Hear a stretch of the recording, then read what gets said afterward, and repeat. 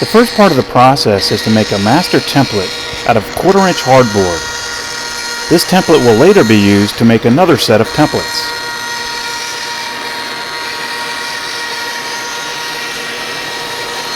Go ahead and make a flexible sanding strip by taking a thin piece of wood and gluing on a piece of sandpaper.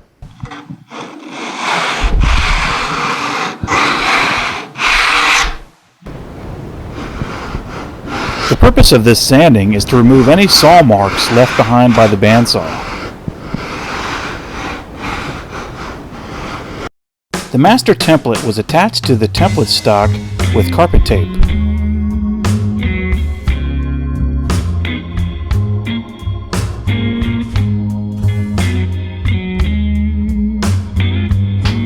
In order to make room for the 1/8 inch diameter router bit at the start of the cut, and to make the operation easier at the end of the cut, a set of holes were made in the template.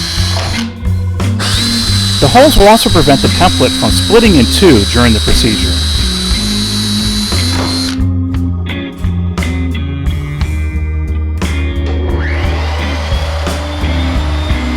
With the master template pushed firmly against the guide bushing, a slot was made from hole to hole.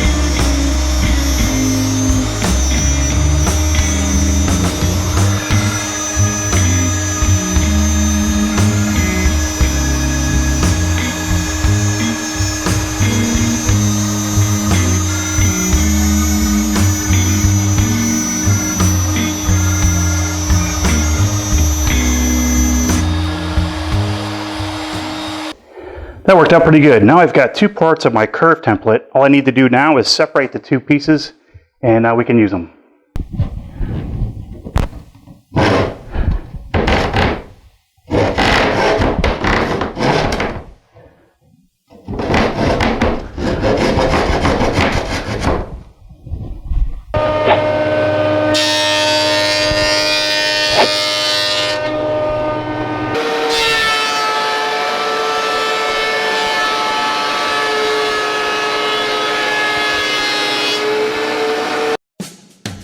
One side of the cutting board template was traced onto the cutting board stock and cut close to the line at the bandsaw.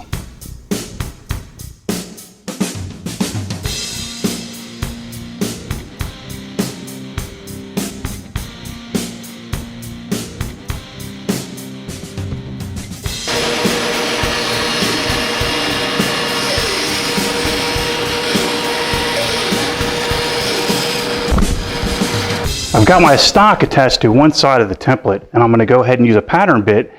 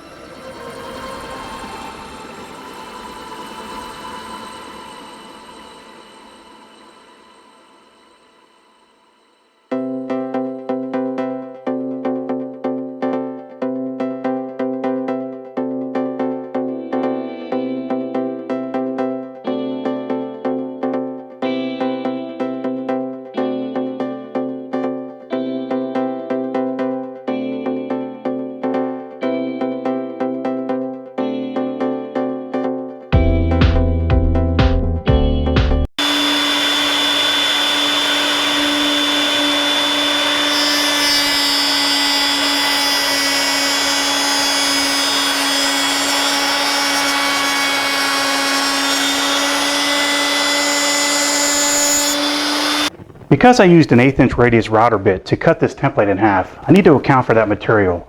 So in order to do that, I'm going to use a flush trim bit and a larger diameter bearing. So that I know where to rough this piece out at the bandsaw, I set my compass to an 1/8 inch and I'll just scribe a line all the way around the template to form an 1/8 inch barrier.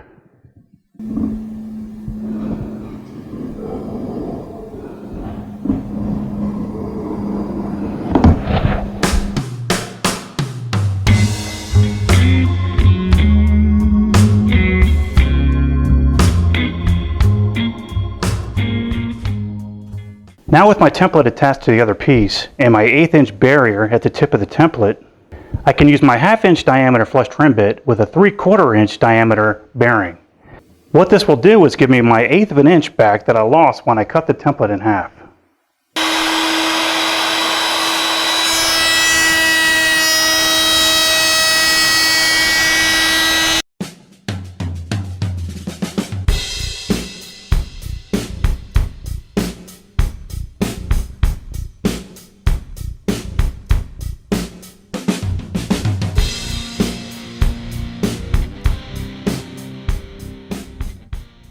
If we repeat this process one more time, we can sandwich the walnut in between two pieces of cherry, and I think that'll look pretty cool. Because I already have the 1/2 inch diameter flush trim bit with the 3/4 inch diameter bearing already installed, we'll go ahead and use it first this time around.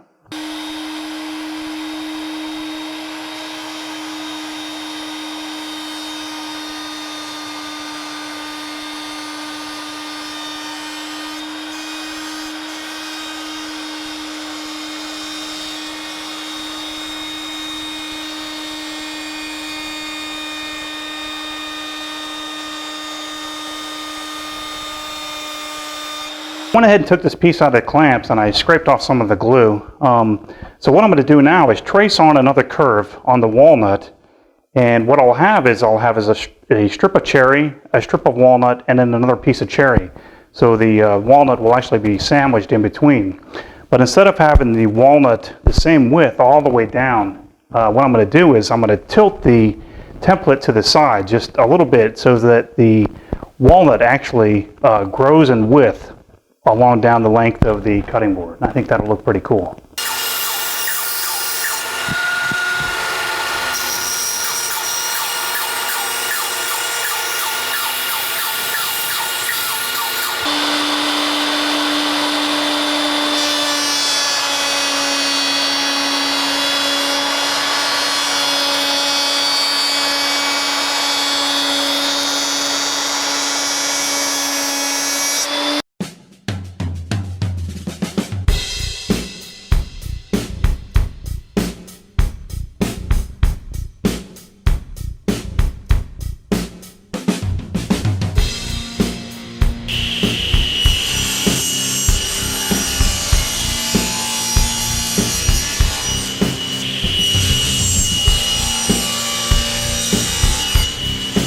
Because the inner piece of walnut is tapered as it goes down the length of the cutting board, the piece is no longer square in its overall dimensions. So originally what I was going to do was just square this piece up after it was completed, but after looking at the way it looks now, I think it actually looks pretty nice. So I'm going to leave it the way it is.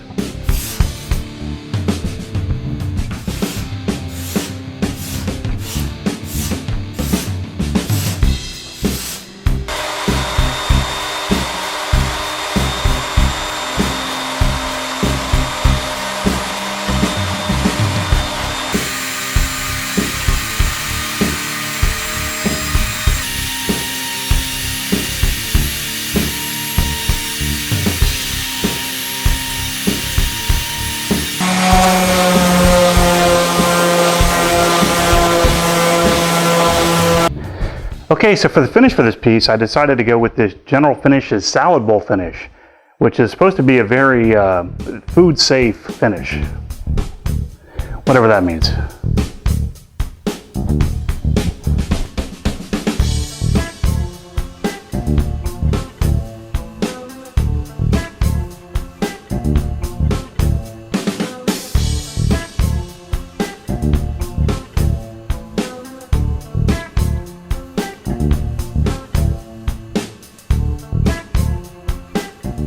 Okay, so if you're watching this on YouTube, please subscribe to my channel by clicking on one of those buttons up there. Oh, one more thing. If you get a chance, check out my new forum at garagewoodworks.com. Thanks for watching.